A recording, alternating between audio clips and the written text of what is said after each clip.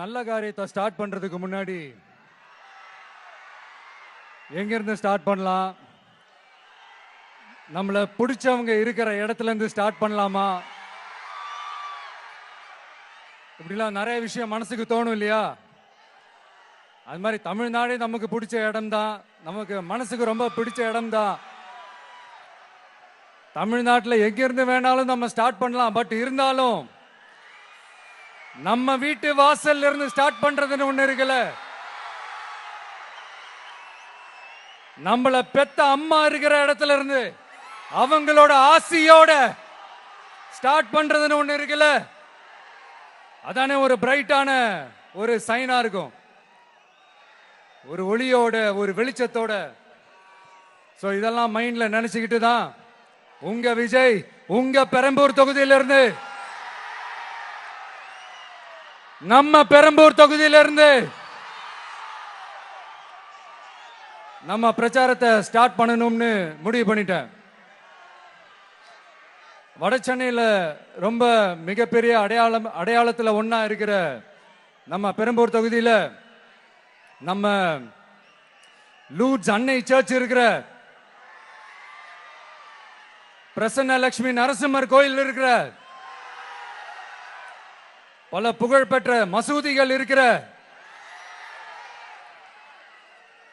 இந்த பெரம்பூர் தொகுதியில நம்ம பிரச்சாரத்தை ஸ்டார்ட் பண்றோம்.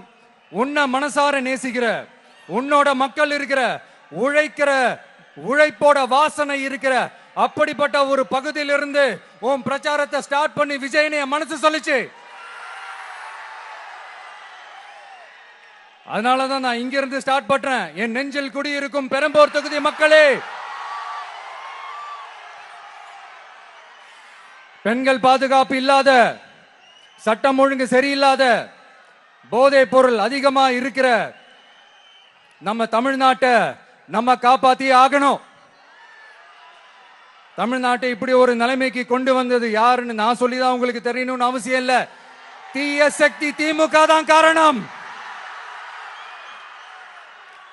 இப்படி ஒண்ணுத்துக்குமே உதவாத இப்படி ஒரு ஆட்சியை நடத்திட்டு விரைவில் விடை பெற போகும் ஸ்டாலின் சார் தான் காரணம்.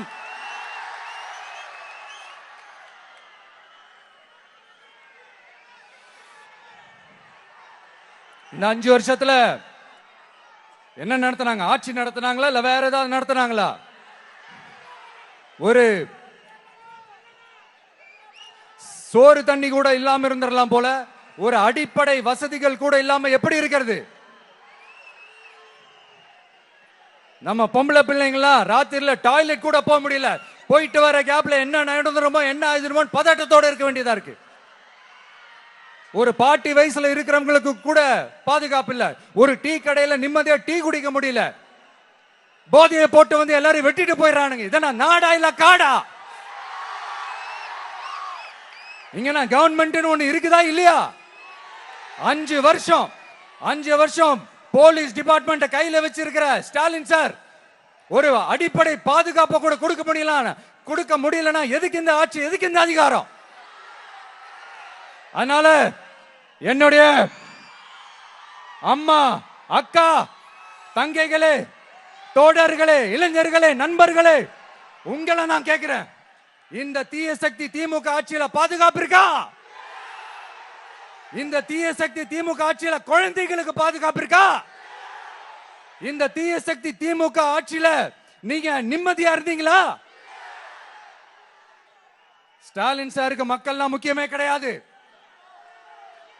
மக்களுக்கான அடிப்படை வசதிகள், பாதுகாப்பு, இதெல்லாம் எதை பத்தியும் முக்கியமே கிடையாது. அவருக்கும் இந்த திமுக அரசுக்கும் இந்த 5 வருஷத்துல என்ன முக்கியம் தெரியுமா? குடும்பத்தோடு சேர்ந்து கொள்ளையடிச்சதான் முக்கியம்.